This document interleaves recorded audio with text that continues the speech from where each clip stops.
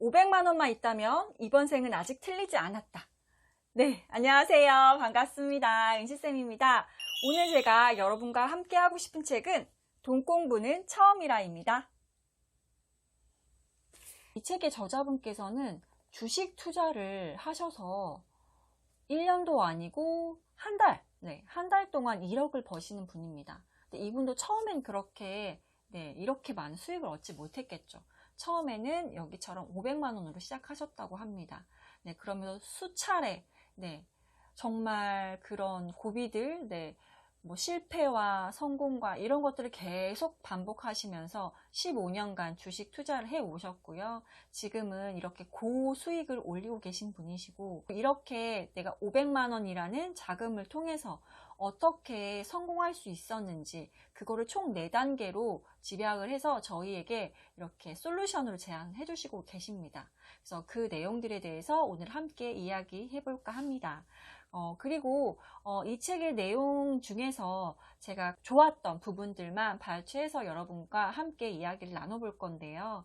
그 중에서 첫 번째, 파이프 이론 우화에 대해서 함께 이야기를 나눠볼 생각이고요. 그리고 두 번째로는 저희가 어떻게 하면 이렇게 지금 내 현 상황에서 내가 이 경제와 이런 거 흐름을 잘 읽고 어떻게 내가 투자를 할 수 있을지, 나의 그런 투자의 방향은 어떻게 가닥을 잡아야 할지에 대해서 오늘 여러분과 함께 이야기를 하고 싶습니다. 저는 정말 주식의 주자도 모르는 사람이에요. 하지만 이 책은 재미있게 읽었습니다.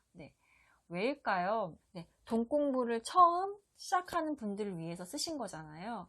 그렇기 때문에 대부분 내용들이 주식에 대한 내용들도 조금씩 이제 많이 베이스로 깔고 있지만 그 내용들이 결코 어렵지가 않아요.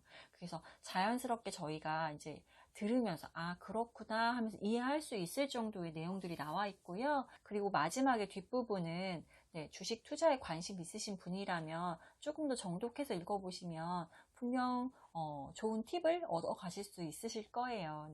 자, 돈 공부는 처음이라 한번 책의 내용을 볼게요. 우선 먼저 제가 파이프라인 우화를 읽어드리도록 하겠습니다. 성공을 갈망한 A와 B가 있었습니다. 자, 근데 어느 재력가 C가 있었어요. 산 꼭대기에서 내려오는 물을 아랫 마을까지 가져다 주면 그 물 한 통당 10만 원을 주겠다고 했습니다. 그래서 A와 B는 아침 일찍 일어나서 오후 늦게까지 산에 올라가서 저녁이 지나서야 물 한 통을 가지고 내려왔습니다. 이렇게 매일 10만 원의 돈을 모았던 A와 B의 생활은 행복했습니다.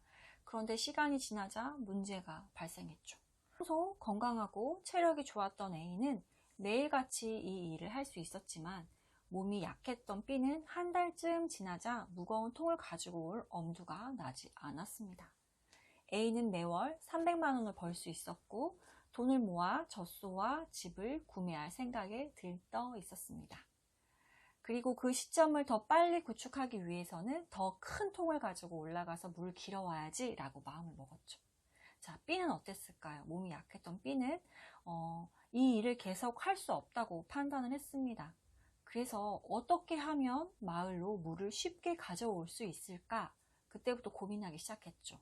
몇 달이 지나자 B는 산 꼭대기에서 물이 자동으로 내려오도록 파이프라인을 형성해야겠다는 생각을 한 후에 도면을 그리기 시작합니다. 자, 그리고 드디어 도면이 완성되자 기쁜 마음으로 A를 찾아갔습니다. 내가 정말 엄청난 걸 발견했어. 지금 당장 물을 가지고 오는 것도 좋지만 우리가 시간이 될 때마다 내가 구상해둔 이 파이프라인을 만들면 나중에는 편하게 돈을 벌 수 있을 거야. 그 말을 들은 A는 생각했죠. 말도 안 되는 소리. 언제 그 공사를 끝내냐. 이렇게 A는 콧방귀를 꼈습니다. 차라리 나는 그 시간에 쉬었다가 더 큰 물통에 물을 채워서 10만 원을 더 버는 게 좋아. 그렇게 A는 B의 제안을 거절하고 그냥 열심히 일을 했습니다.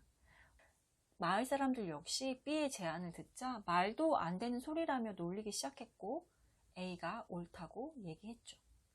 그러나 B는 자신의 생각이 옳다는 걸 증명하기 위해서 물 깃는 일을 마치고 매일 조금씩 파이프라인을 만들기 시작합니다.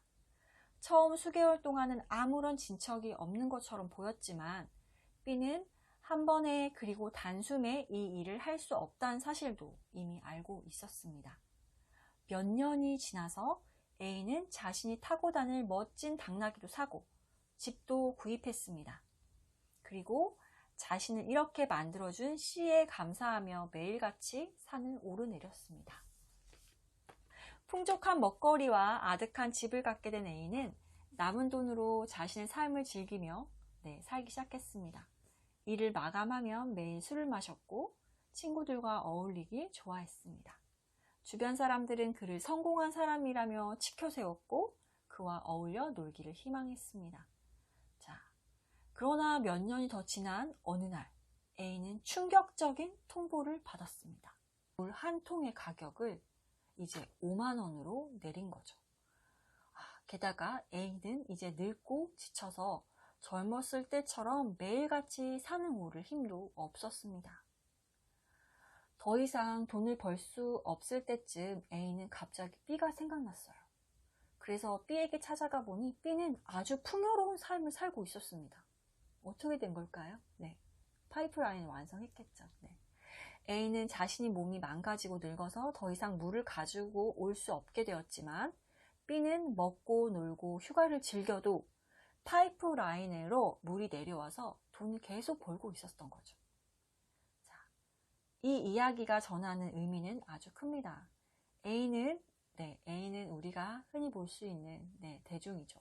B는 당장의 소득을 늘리기보다는 소득을 얻는 형태로 변화하려고 고민했고 단순 노동으로 얻는 소득이 아닌 시스템 구축으로 얻는 소득을 택한 것이었습니다. B는 생산 수단을 고민했습니다. 자, 역사를 살펴보면 어느 시대든 갑의 위치에 있는 사람들은 생산물보다는 이렇게 생산 수단에 초점을 맞추고 살았고요. 생산 수단을 확보하는 것이 지금 당신이 해야 할 과제라고 이야기하고 있습니다. 저희가 이렇게 직장을 다니시는 분들, 저희 그런 분들은 A의 입장이겠죠. A. 열심히 일하면 돈을 받고 그 돈으로 저희는 생활하면서 그렇게 꾸준히 생활하고 있습니다. 그러다가 60세, 70세 뭔가 정년이 되면 내려와야겠죠. 일을 그만둘 수밖에 없습니다. 그렇게 되면 그때부터는 저희 이제 100세 시대 때 난 뭘 해야 될지 고민이 되시겠죠. 그렇게 B처럼 뭔가 돈에 대한 시스템이 구축되지 않으면 저희는 A와 같은 인생을 살아야 될 겁니다.